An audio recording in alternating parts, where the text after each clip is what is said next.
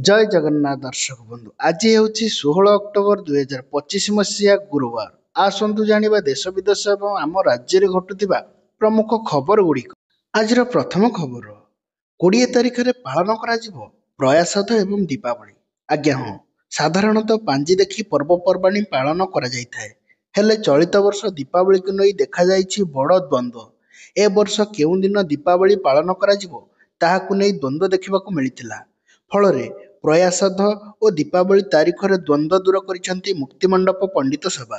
केउं दिन दीपावली पालन होब एने राज्यवासी मानकु द्वंद्व थिबा बेले दिन धार्य कर मुक्तिमंडपर पंडित सभा एक सांबादिक सम्मेलन करी एहाकु मध्य घोषणा करिसेंती। 20 तारिख में प्रयासाध एवं दीपावली पालन करा जिबा नै सांबादिक सम्मेलन में स्पष्ट करिसेंती पंडित सभा। परवर्ती खबर जय ढोलकिया हेले बीजेपी प्रार्थी। आज्ञा हाँ, सबु चर्चा सत होईछि। बीजेपी नुआपड़ा प्रार्थी हेले जय ढोलकिया। गुरुवार दिन मुख्यमंत्री मोहन चरण माझी उपस्थित अर्थात आज मोहन माझी उपस्थित जय ढोलकिया विधिवत भाव बीजेपी नामांकन दाखल करेंगे।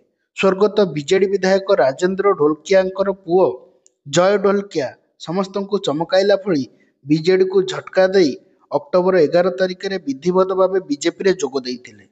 जहा पर चर्चा होइथिला कि जय ही बीजेपी नुआपड़ा चेहरा हेबे।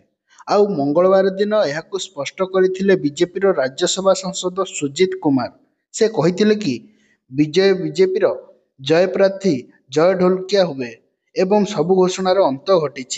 आज तांकर नामांकन दाखल करा। परवर्ती खबर नुआपड़ा उपनिर्वाचन 3 आशायी को नवीन निवास को डाकरा।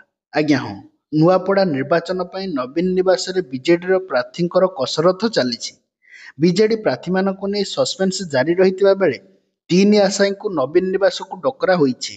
सीधा सड़क नवीन बाबू को भेटी आलोचना करेंगे 3 आशायी प्रार्थी। से हेले मनोज मिश्र, भानु प्रताप सिंह माझी एवं अवनी जोशी। यह पूर्व नवीन निवास पहुंची बहु वरिष्ठ नेता यथा बबी दास, स्नेहांगिरी छुरिया, टुकुनी साहू प्रमुख उपस्थित अछंती। अन्यपटे प्रार्थी घोषणा कर सारी कांग्रेस एवं बीजेपी। वर्तमान बीजेडी प्रार्थी उपरे समस्तंकर नजर एवं सस्पेंस।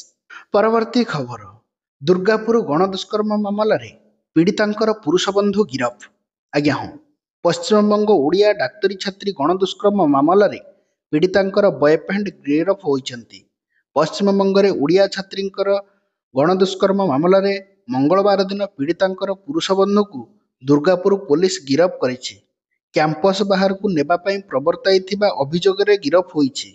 यही मामला रे पूर्वरु 5 जन को गिरफ करिछि दुर्गापुर पुलिस।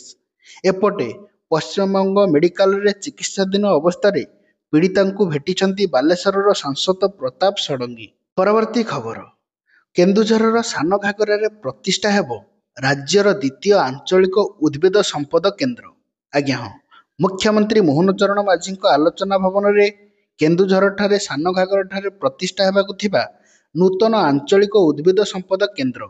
एही विषय रे जंगल, परिवेश, जलवायु परिवर्तन एवं केन्दुझर प्रशासन सह आलोचना मध्य करिसेंती।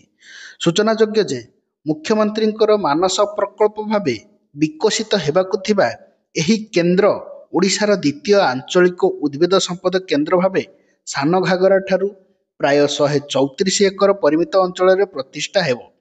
उक्त बैठक जना पड़िथिला जे एही केन्द्र जैव विविधता एवं संरक्षण, कम्युनिटी सेंटर, इको टूरिज्म एवं गवेषणा एवं शिक्षा एवं विकास पर निर्माण करा। परवर्ती खबर सबु जेल को सरप्राइज विजिट पर जिलापाल एवं एसपी मानक निर्देश। तत्परता देखाई जेल विभाग। गृह विभाग चिठी पर प्रति जिलार जिलापाल एवं एसपी मानक चिठी करिछि जेल विभाग। सबु जेल को सरप्राइज विजिट पर राज्यर समस्त जिलापाल एवं एसपी मानक जेल डीजी सुशांत नाथ निर्देश देइछंती। दोषी विचाराधीन बंदी मानक मौलिक सुविधा मिलुछि कि नहीं तार तदारख करने को विभाग को निर्देश दि जाइछि। राज्य रे जेल मानकरे थिबा कैदी मानकर अवस्था किपरि रहिछि सेमाने जातीय मानवाधिकार कमिशन राज्य मानवाधिकार कमिशन को अवगत कराइबा को उद्वेग प्रकाश मध्य करिसेंती। एहाको आधार करी जेल डीजी चिट्ठी करिसेंती। परवर्ती खबर दीपावली पूर्व जारी है गाइडलाइन। आज्ञा हाँ, दीपावली पूर्व जारी होईछि नूतन गाइडलाइन। संध्या 7टाରୁ राति 9टा पर्यंत बाण फुटाइबाकू मिलिछि अनुमति। एने राज्य प्रदूषण नियंत्रण बोर्ड पक्षरु गाइडलाइन जारी करा जाइछि। बाण फुटिबा समय सुरक्षा रहिबा पई मध्य परामर्श दिया जाइछि। राज्य प्रदूषण नियंत्रण बोर्ड पक्षरु बेरियम एवं केमिकाल युक्त बाण बिक्री एवं व्यवहार को मना करा जाइछि। सेहीपरि 125 डेसिमलରୁ ଅଧିକ ଶବ୍ଦ ସୃଷ୍ଟି କରୁଥିବା ବାଣ ଫୁଟାଇବାକୁ ମଧ୍ୟ ମନା କରାଯାଇଛି। Park, silence zone that is hospital, ଶିକ୍ଷାନୁଷ୍ଠାନ ଏବଂ କୋର୍ଟର 100 ମିଟର ପରିଧି ଭିତରେ ବାଣ ଫୁଟାଇବାକୁ ବାରଣ କରାଯାଇଛି। ସେହିପରି ଧାର୍ମିକ ଅନୁଷ୍ଠାନରୁ 100 ମିଟର ଭିତରେ ବାଣ ଫୁଟାଇବାକୁ ମଧ୍ୟ ବାରଣ କରାଯାଇଛି। ଖୋଲା ସ୍ଥାନରେ କେବଳ ସବୁଜ ବାଣ ଫୁଟାଇବାର ଅନୁମତି ରହିଛି। ଏଥିସହିତ ବସ୍ତି, ସହର, ରାସ୍ତା ଏବଂ ଜନଗହଳିପୂର୍ଣ୍ଣ ସ୍ଥାନରେ ବାଣ ଫୁଟାଇବାକୁ ମଧ୍ୟ ବାରଣ କରାଯାଇଛି। 10 ବର୍ଷରୁ କମ୍ ବୟସ ପିଲାଙ୍କୁ ଶବ୍ଦଯୁକ୍ତ ବାଣ ଦେବାକୁ ମଧ୍ୟ ମନା କରାଯାଇଛି। ଏହି ନିୟମଗୁଡ଼ିକ ନ ମାନିଲେ 2000 ଟଙ୍କାର ଜୋରିମାନା ମଧ୍ୟ ଦେବାକୁ ହେବ। ପରବର୍ତ୍ତୀ ଖବର, ବିହାର ନିର୍ବାଚନ ପାଇଁ ପ୍ରାର୍ଥୀପତ୍ର ଘୋଷଣା କଲା ବିଜେପି। ଆଜ୍ଞା ହଁ, ବିହାର ନିର୍ବାଚନ ପାଇଁ ଘୋଷଣା ହୋଇଛି 71 ପ୍ରାର୍ଥୀଙ୍କର ନାମ। ତେବେ ଏହି ତାଲିକାରେ ବରିଷ୍ଠ ବିଜେପି ନେତା ତଥା ଉପମୁଖ୍ୟମନ୍ତ୍ରୀ ସମ୍ରାଟ ଚୌଧୁରୀଙ୍କ ତାରାପୁର ସିଟ୍ରୁ ଟିକେଟ୍ ପାଇଛନ୍ତି। ସେହିପରି ରାମକୃପାଲ ଯାଦବଙ୍କୁ ଦାନାପୁରରୁ ଆସନ ମିଳିଛି ଏବଂ ଅନ୍ୟ ନେତାମାନଙ୍କୁ ମଧ୍ୟ ବିଭିନ୍ନ ସ୍ଥାନରୁ ଆସନ ମିଳିଛି। କିନ୍ତୁ ବିଧାନସଭା ବାଚସ୍ପତି ନନ୍ଦକିଶୋର ଯାଦବଙ୍କ ନାମ ତାଲିକାରେ ନାହିଁ। ତାଙ୍କ ସ୍ଥାନରେ ନୂତନ ପ୍ରାର୍ଥୀ ରତେନ କୁଶୱାହାଙ୍କୁ ସ୍ଥାନ ଦିଆଯାଇଛି। ପରବର୍ତ୍ତୀ ଖବର, ଆତ୍ମସମର୍ପଣ କରୁଛନ୍ତି ମାଓବାଦୀ। ଆଜ୍ଞା ହଁ, କେନ୍ଦ୍ର ସରକାର ଏବଂ ରାଜ୍ୟ ସରକାରଙ୍କ ଗୁଡ଼ିକ ପରାମର୍ଶ କ୍ରମେ ମାଓ ଏବଂ ଅଧ୍ୟୁଷିତ ଅଞ୍ଚଳରେ ଯବାନମାନେ ରାତିଦିନ ଅଭିଯାନ ଲଢ଼ାଇ ଜାରି ରଖିଛନ୍ତି।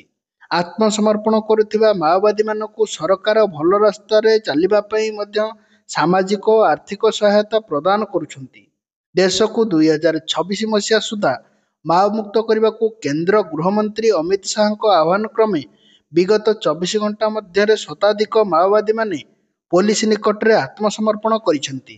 ବିଗତ 24 ଘଣ୍ଟା ମଧ୍ୟରେ 137 ଜଣ ମାଓବାଦୀ ପୋଲିସ ନିକଟରେ ଆତ୍ମସମର୍ପଣ କରିଥିବାର ସୂଚନା ମିଳୁଛି।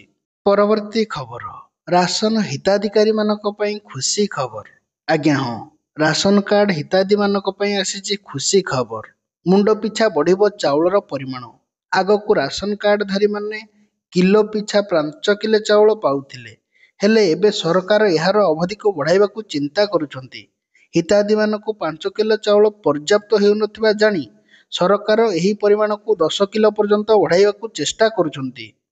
ପରବର୍ତ୍ତୀ ଖବର, ଡିସେମ୍ବର 22ରୁ ଯୁକ୍ତ 2 ଇଣ୍ଟରନାଲ ପରୀକ୍ଷା। ଆଜ୍ଞା ହଁ, ଜାନୁଆରୀ 2ରୁ 15 ତାରିଖ ମଧ୍ୟରେ ଯୁକ୍ତ 2 ପ୍ରାକ୍ଟିକାଲ ପରୀକ୍ଷା ଗୋଟିଏ ସମୟରେ ହେବ। କଳା, ବାଣିଜ୍ୟ ଏବଂ ବିଜ୍ଞାନର ଏବଂ ଧନ୍ଦାମୂଳକ ବିଭାଗର ପରୀକ୍ଷା 60, 50 ଓ 30 ମାର୍କ ବିଷୟ ପାଇଁ 3 ଘଣ୍ଟା ଧାର୍ଯ୍ୟ କରାଯାଇଥିବା ବେଳେ 15 ମାର୍କ ପରୀକ୍ଷା ପାଇଁ 2 ଘଣ୍ଟା ଦିଆଯିବ। ପ୍ରାକ୍ଟିକାଲ ପରୀକ୍ଷା ପୂର୍ବରୁ ଡିସେମ୍ବର 22ରୁ 31 ମଧ୍ୟରେ ଇଣ୍ଟରନାଲ ପରୀକ୍ଷା ଅନୁଷ୍ଠିତ ହେବ। କଳା, ବାଣିଜ୍ୟ, ବିଜ୍ଞାନ, କରେସ୍ପଣ୍ଡିଂ ପାଠ୍ୟକ୍ରମ, ଧନ୍ଦାମୂଳକ ପାଠ୍ୟକ୍ରମ ପ୍ରାକ୍ଟିକାଲ ନଥିବା ବିଷୟ ପାଇଁ 45 ମିନିଟ୍ ପରୀକ୍ଷା କରାଯିବ, ଯାହା ସମ୍ପୂର୍ଣ୍ଣ ମାର୍କ 10 ମାର୍କ କିମ୍ବା 20 ମାର୍କ ରହିବ। 20 ମାର୍କ ବିଶିଷ୍ଟ ପ୍ରୋଜେକ୍ଟରେ ଅବଧି 2 ଘଣ୍ଟା ପର୍ଯ୍ୟନ୍ତ ଧାର୍ଯ୍ୟ କରାଯାଇଛି। ପରବର୍ତ୍ତୀ ଖବର, ଗ୍ରାହକମାନଙ୍କୁ ଡରାଇଲାଣି ସୁନା ଏବଂ ରୂପାର ଦର। ଆଜ୍ଞା ହଁ, ଆପଣମାନେ ଠିକ୍ ଶୁଣୁଛନ୍ତି। ସୁନା ଦର ଲୋକମାନଙ୍କ ନିଦ ହଜାଇ ଦେଇଛି, କିନ୍ତୁ ରୂପା ବି ପଛରେ ନାହିଁ। ଦାମ ଶୁଣିଲେ ଆପଣମାନେ ଆଶ୍ଚର୍ଯ୍ୟ ହୋଇଯିବେ।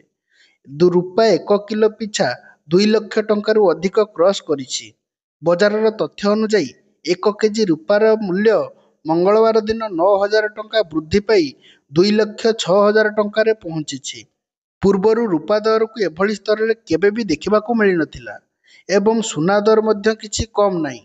22 କ୍ୟାରେଟ 10 ଗ୍ରାମ ସୁନା ପିଛା 2,700 ଟଙ୍କା ବୃଦ୍ଧି ପାଇ 1,17,650 ଟଙ୍କାରେ ପହଞ୍ଚିଛି। ସେହିପରି 24 କ୍ୟାରେଟ ସୁନାର ମୂଲ୍ୟ 10 ଗ୍ରାମ ପିଛା 2,950 ଟଙ୍କା ବୃଦ୍ଧି ପାଇ 1,28,350 ଟଙ୍କାରେ ପହଞ୍ଚିଛି। ଏହା ସବୁଠାରୁ ଉତ୍ତମ ଏବଂ ଅଧିକ ମୂଲ୍ୟ। ପରବର୍ତ୍ତୀ ଖବର, ଦେଶରୁ ବିଦାୟ ନେଇଛି ମୌସୁମୀ ବାୟୁ। ଗୁରୁବାର ଶେଷ ସୁଦ୍ଧା ଅର୍ଥାତ୍ ଆଜି ଦିନ ଶେଷ ସୁଦ୍ଧା ବିଦାୟ ନେଇଯିବ ମୌସୁମୀ ବାୟୁ। ରାଜ୍ୟରୁ ମୌସୁମୀ ବିଦାୟ ନେବାର ପ୍ରକ୍ରିୟା ଜାରି ରହିଛି। ଆଜି ରାଜ୍ୟରେ କିଛି ଅଞ୍ଚଳରେ ଦକ୍ଷିଣ ପଶ୍ଚିମ ମୌସୁମୀ ବାୟୁ ମଧ୍ୟ ଫେରିଛି। ଆସନ୍ତା 2 ଦିନରେ ସମ୍ପୂର୍ଣ୍ଣ ଓଡ଼ିଶାରୁ ମୌସୁମୀ ବାୟୁ ଫେରିଯିବାକୁ ପାଗ ଅନୁକୂଳ ରହିଛି।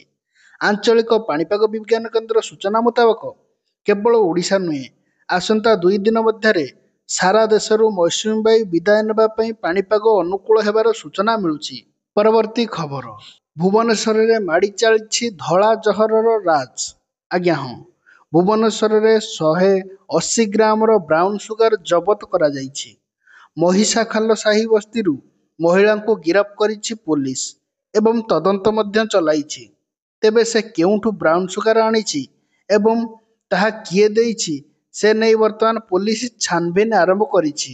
ପରବର୍ତ୍ତୀ ଖବର, ଜୀବନ ଯୁଦ୍ଧରେ ହାରିଗଲେ ମହାଭାରତର କର୍ଣ୍ଣ। ଆଜ୍ଞା ହଁ, ବି.ଆର୍. ଚୋପ୍ରାଙ୍କର ମହାଭାରତରେ କର୍ଣ୍ଣ ଭୂମିକାରେ ଘରେ ଘରେ ପରିଚିତ ଅଭିନେତା ପଙ୍କଜ ଧୀରଙ୍କ ପରଲୋକ ଘଟିଛି।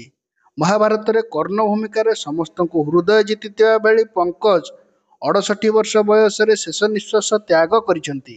ସେ ଦୀର୍ଘ ଦିନ ଧରି କ୍ୟାନ୍ସରରେ ପୀଡ଼ିତ ଥିଲେ, କିନ୍ତୁ ଶେଷରେ ସେ ଜୀବନ ଯୁଦ୍ଧରେ ହାରିଯାଇଛନ୍ତି। ତାଙ୍କର ଚମତ୍କାର ଅଭିନୟ ଏବଂ ଶକ୍ତିଶାଳୀ କଣ୍ଠସ୍ୱର ପାଇଁ ସେ ଜଣାଶୁଣା ଥିଲେ। କିନ୍ତୁ 1988 ମସିହାରେ ଐତିହାସିକ ନାଟକ ମହାଭାରତରେ କର୍ଣ୍ଣ ଚରିତ୍ର ତାଙ୍କୁ ଅମର କରିଦେଇଥିଲା।